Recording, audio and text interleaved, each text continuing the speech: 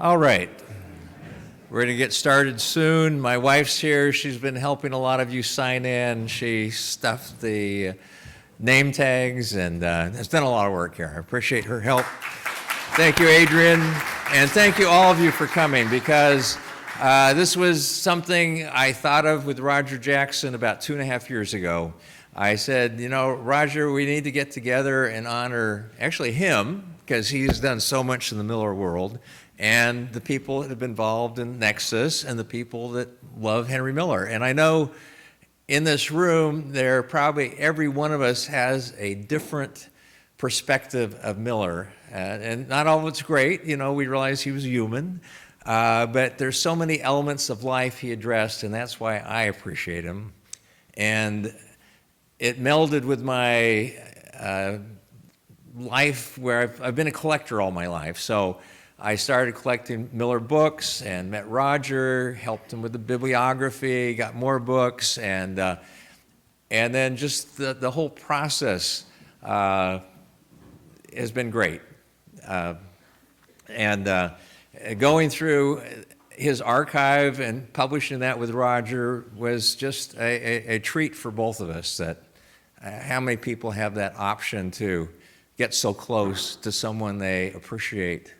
And I know so many people here appreciate Henry. So I'm glad you all came. I appreciate James Decker for lining up all the academic people, sending out the call for papers. He's been very supportive. Magnus has been very supportive from the start, because without doing it under the umbrella of the library, I would have had to get a special name permit and special bank accounts, and they've worked with me very well, and they're providing the projector here. So thank you, Magnus and the library. And people have contacted me. Stephen Raines from the Nin Foundation. Oh, I got these letters. I can bring them. Wow, that's a big plus. Gary says, I got all this art. I can bring it. Wow, we got a museum there. It's unreal. So I'm going to turn it over to James Decker for part of our welcome. All of us here listed are going to say a little something about what we brought or our feelings about this, and then Magnus will introduce Mary Dearborn, our keynote speaker. So James Decker. So this is very much, for me, a dream come true. I remember first reading Henry Miller and thinking, wow, I could actually make a career writing about someone like that. And then in 2002, Roger and I were at Lawrence Durrell conference drinking wine and decided, well, how about a journal on Henry Miller? And so Nexus, the International Henry Miller Journal, was born 2 years later, thanks to Roger's generosity and thanks to many people's generosity. That's what I've come to know in the Miller world, how generous all the people are, how giving, how caring. And this conference, Bill thanked everybody I was going to thank, but he didn't thank himself. Bill, I mean, come on. The attention to detail was crazy. You know, you come and it's all perfectly set up, but he was ready to work through lunch. He was on the floor taping things and plugging things in and so forth. I came in at the last minute. I mean, Bill's been planning this for a couple of years here, and with the generosity and the vision to put this together, to bring all of you from all across the world, an amazing event, I think, and so many people who I've read over the years and never met and get to meet. That's amazing. And then old friends. And that's really what I think the spirit of this is. And again, I want to thank Bill for putting this together. Another person who helped mightily, as he always does, the dynamo Magnus Torén.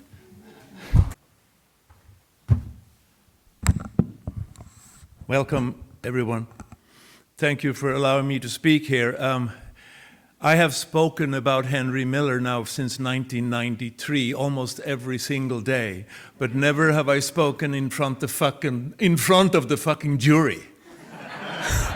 So as you understand, I've been telling, I mean, you know, I never lie, but I do extend a little bit sometimes the story so as to make it even better than it would have been otherwise.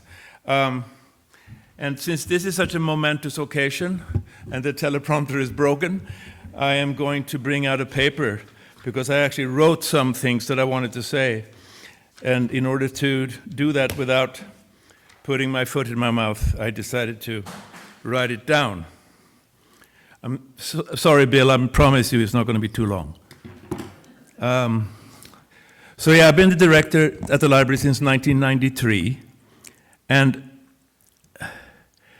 over time, I have become more or less conversant in all things Miller, but I'll refrain from talking too much about it in front of you.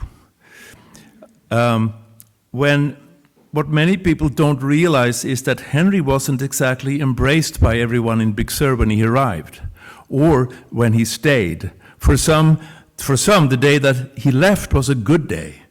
The reasons were many, and I'm sure some of you can guess a few. But after all these years at the library, hearing the little testimonies that come through the door from travelers, readers, and sometimes complete unprepared, I've come to see just how deep and enduring his influence remains.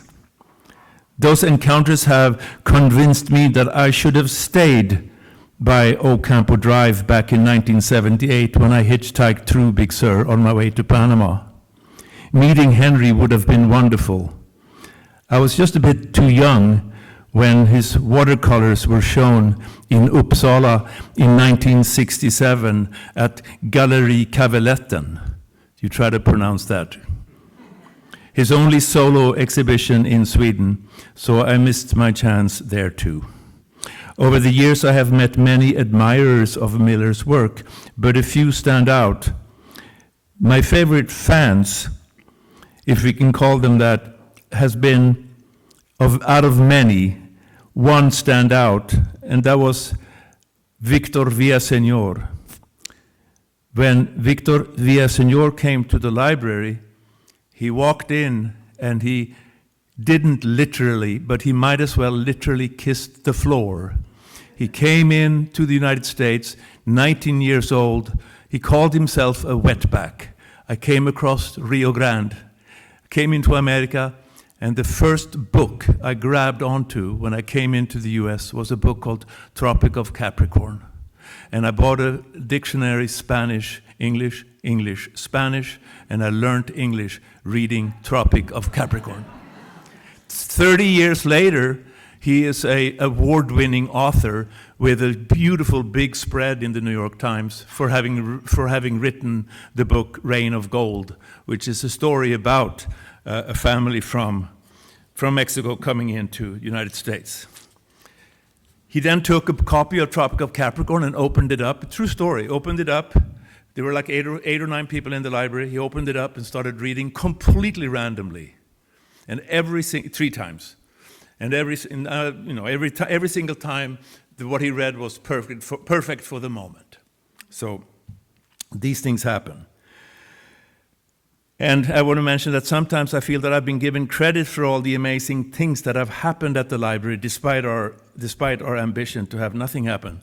The performances, the readings, the music, the poetry, the trips to Brooklyn and Paris.